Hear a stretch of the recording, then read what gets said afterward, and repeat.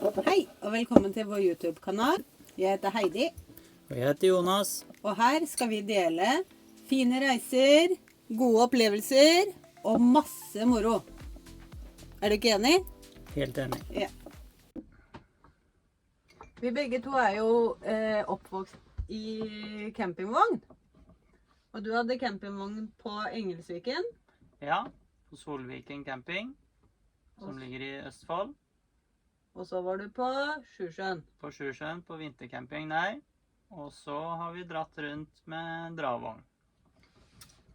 Har du... Hva er din... Hva er min reise? Vi hadde jo campingvogn i Sverige, rett over grensa, når jeg var liten. Hadde dravogn med pappa en stund, og så var vi en tur på Hvaler. Mhm. Så det første, eller noe av det første vi gjorde når vi ble sammen, var vel å kjøpe oss en første campingvogn vår til 8000 kroner. Ja, mener jeg husker var en 1980-modell, en hobby, tror jeg. Det var den beste campingvognen Ja, da. ja, perfekt. Når vi kjørte hjem, når vi hadde hentet den, så åpnet bakveggen seg, og isolasjonen hadde datt ut, så vi måtte bruke gaffateip for å teipe den sammen. Men vi hadde det fint på tur. Ja, veldig fint. Og det ga jo mersmak, så vi har jo... Ja, jeg vet ikke hvor mange campingvogner vi har hatt etter det, Nei. men vi har uten å telle over, så vil jeg tippe at vi sikkert har hatt i hvert fall 5-6 stykken. Både på fastplass og dravogner. Ja, vi har hatt, Og til tider 2 noen ganger. ja, vi har hatt både fast plass på Hafjell og dravogn. Vi liker veldig godt å dra på camping da. Ja. Vi synes det er hyggelig, og vi skaper gode minner. Og særlig for våre barn, de har hatt veldig stor glede av det. Mhm. Men for noen år siden så kjøpte vi vår første bobil. Og hvordan bobil var det?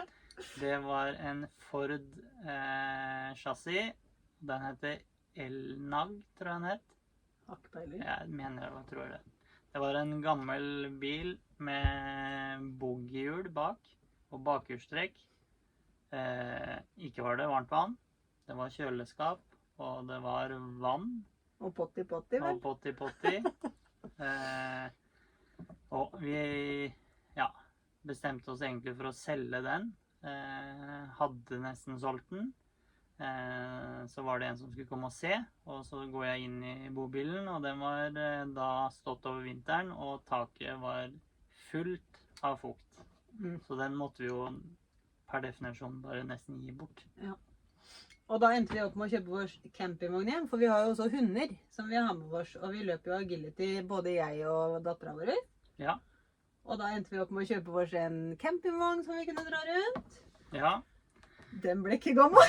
den ble ikke gammel, fordi vi hadde først fått smaken på bobillivet.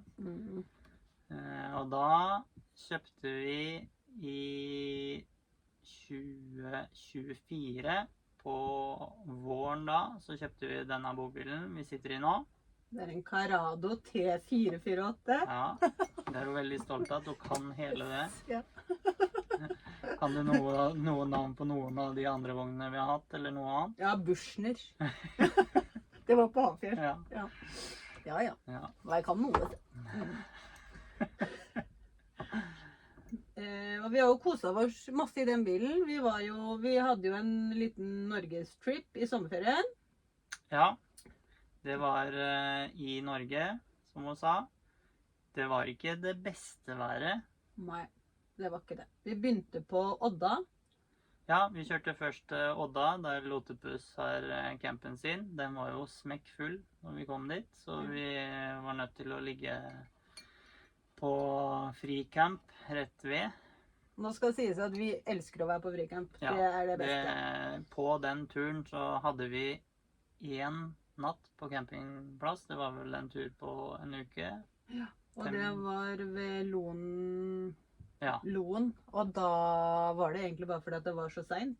Ja, Så vi vi ikke kom vel fant noe fram plass. klokka 10, og da orket vi ikke å prøve å lete og finne noe plass. Så da booket vi oss inn. Og dagen etterpå så fant vi jo den perfekte Vi spotten lurte for å på fricampe.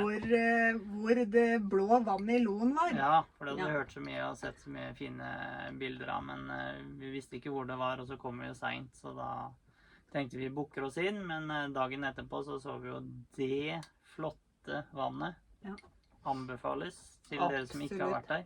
Vi legger ved noen bilder. Ja, Den den kommer... en video. Ja.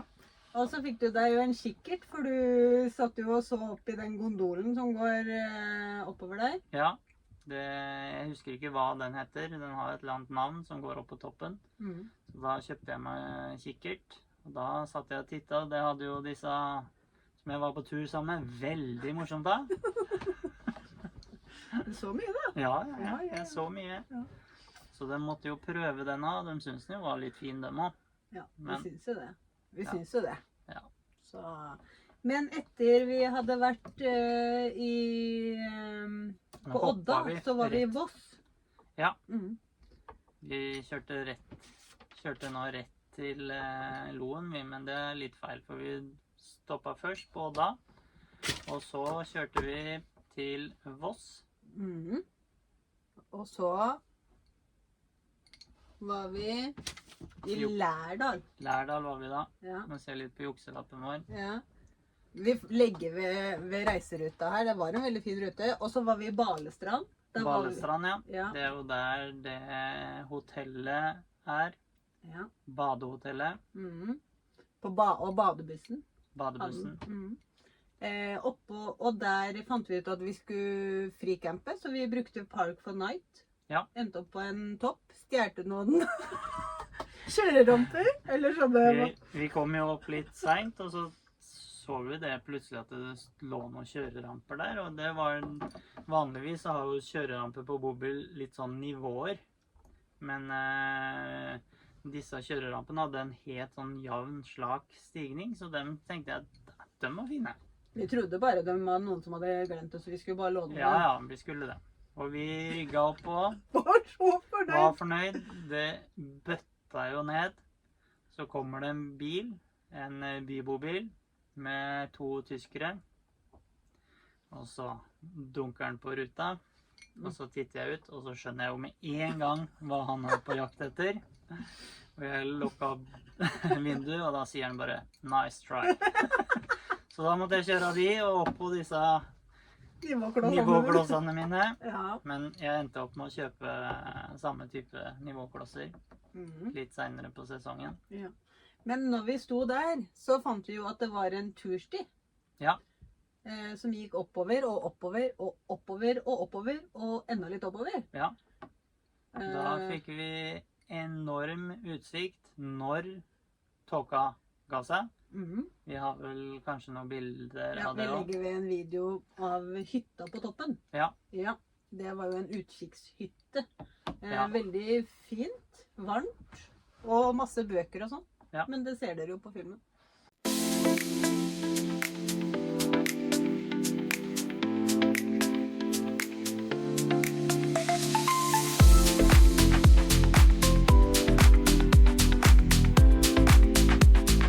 Ja. Og så kommer vi jo til Loen. Da kom vi til Lån. Yes, da kommer vi til Loen. Det var jo, ja, det er Den mest fantastiske. Jeg sa det jo i stad, men det er det mest magiske plassen jeg har vært borti. Jeg tok jo, vi hadde jo med supprett, så jeg tok en liten tur og padla utover. Lite visste du hvor kaldt vannet var. Helt riktig. Det er jo en grunn til at det er så fin farge på vannet, fordi det er utrolig kaldt. Vi prøvde å bade, jeg og dattera vår, Ja. og det kan vi også legge ned video ved. Så jeg kom jo tilbake igjen og så disse som skulle prøve å bade, og da tenkte jeg, å du, det var godt jeg ikke visste hvor kaldt dette vannet er, for da hadde jeg ikke tatt den turen jeg hadde tatt, for det var en ganske lang tur. Så hadde jeg dette uti da tror jeg hadde fryst i hjel. Ja. Og så kom vi til Olden. Ja, Der har vi egentlig ikke så mye bilder fra Olden. nei, det var også en Det var jo samme fin type plass. vann. Ja. Og, ja. Og på vei hjem så kjørte vi over Valdresfløya. Det gjorde vi. Vi fant jo fort ut at Norge ikke er det beste Nei, stedet det var, å feriere i hvis du har lyst på sol og varme. Nei. Og da, når vi kjørte hjemover da, så tok vi en natt på Valdresfløya, kjørte videre. Hadde egentlig planlagt med et vennepar at vi skulle ta en sykkeltur på Tour de Dovre, for det har vi gjort en gang med de tidligere, men nå med elsykler. Det hadde vi planlagt en god stund i forveien. Så sier han ene kompisen, så sier han at har du sjekket værmeldingen? Og da sier jeg til henne at ja, jeg har jo det, men dette har vi jo planlagt. Så da tenkte jeg at det blir jo tur, vi har jo planlagt dette. Gikk litt fram og tilbake, og han visste ikke helt hvordan han skulle si det, men så sa han at Jeg drar faen ikke på fjellet. Jeg bruker ikke 1 uke på å sykle i regnvær av ferien min. Så da kastet vi oss jo egentlig rundt. Ja, vi gjorde det. Vi har jo 2 hunder, som vi har nevnt tidligere. De dro til pappaen min. Ja, det ble jo bråbestemt, fordi dit vi skulle, der måtte man jo ha rabiesvaksine. Og lite visste vi om å reise såpass langt med hunder, så da fant vi ut at å få vaksinert de 21 dager før, når vi skulle reise 2-3 dager etterpå, det var litt vanskelig å få til. Ja, det var det. Så da ble de stua bort. Og vi reiste til Polen. Til Polen. Bare til info.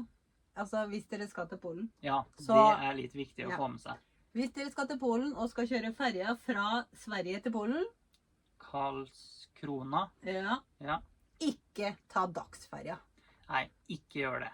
Den tar 13 timer, og så tenker man at ja, men det er sikkert tax-free og sånne type ting. Og det var så skjer ikke. Det var ingenting. Jo, det var bingo. Ja, det var bingo. Det var noen som hadde bingo, men det var 13 timer.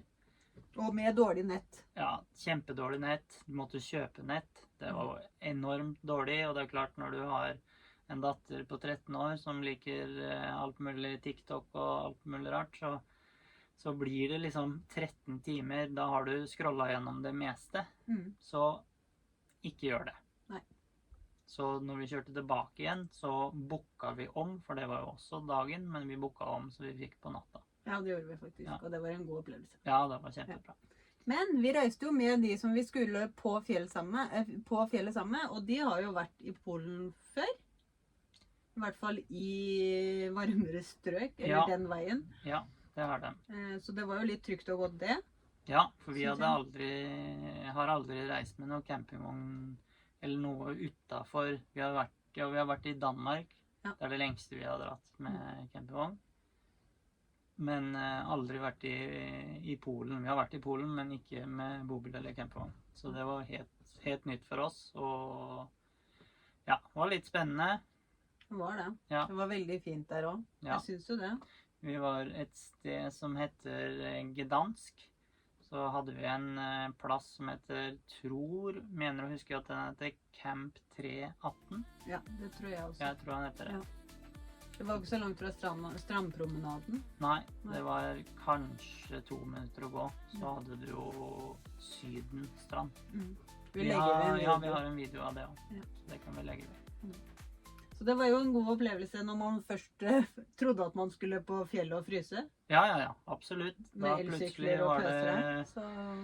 var det 25 grader, og ja, da ble vi solbrente alle sammen. Ja. For det var vi ikke helt forberedt på. Nei, det var en god opplevelse. Ja, absolutt. Så som sagt, på vei hjem så tok vi da natta. Så Ja. vi kjørte ombord, var det i 7-tida eller noe? Ja. Og så var vi der hjemme på morgenen igjen. Ja.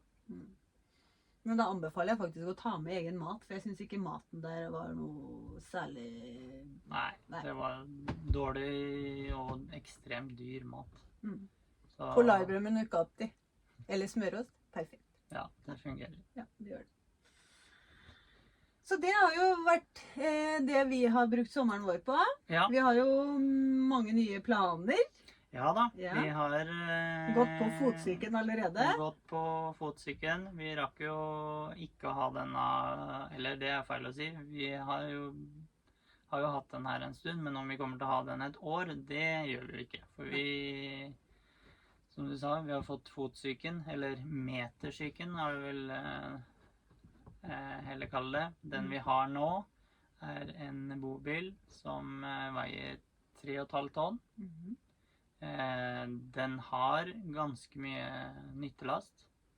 Men litt kronglete løsning, Ja. synes jeg. Rett over oss her nå, så er det en hev- og senk-seng, som du senker ned over området her. Og det vil jo si da at når den senga er senka ned, så får vi jo ikke noe sted å sitte. Så morgenkaffen min var tydeligvis viktigere enn det jeg trodde. For jeg skjønte jo at det kom til å bli fraværende når vi kjøpte den bobilen her, egentlig. Ja, Men at det var så viktig, det visste jeg ikke. Nei, og vi hadde jo ikke noe sertifikat som var noe større enn 3,5 tonn. Vi hadde bare B-sertifikat, begge to.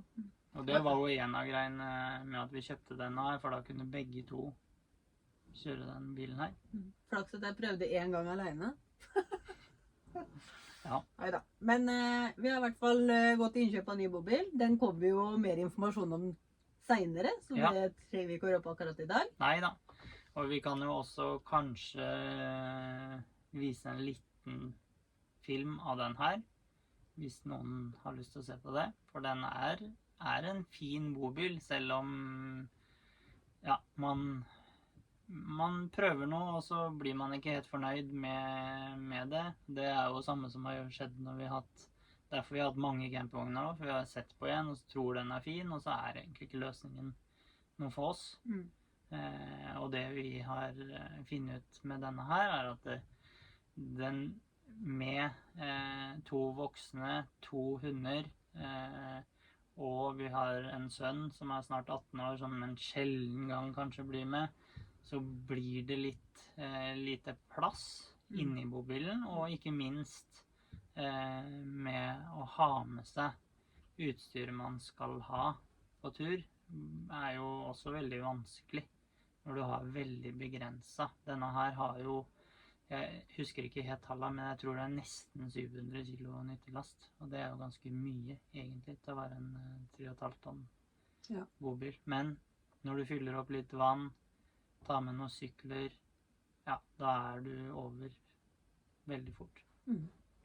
Så jeg var jo nødt til da å ta sertifikat. Dra til kjøreskolen. Dra til kjøreskolen. Det var jo en prøvelse i seg selv. Det var jo mange år siden jeg hadde tatt noe sertifikat i det hele tatt. Synes du klarte deg veldig fint. Ja, det synes egentlig jeg jo. Selv om jeg strøk på teorien første gangen. Med én for mye feil. En for mye feil. Ja. Da var jeg litt sur. Men som jeg sa, at det var en ny opplevelse, for det var jo kjempelenge siden, så det var jo rett og slett nervene som tok meg. Jeg er jo ikke vant til en sånn her type setting i det hele tatt.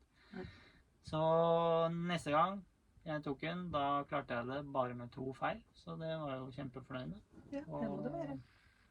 Oppkjøringa så var det jo selvfølgelig, dere ser kanskje den her nå, men vi er jo i vinteren, så jeg tok jo oppkjøring i desember, nærmere bestemt 13. desember, en ulykkesdag og Santa Lucia og alt mulig rart. Så jeg sa det til sensoren at hvis dette går bra, da går alt bra, sa jeg.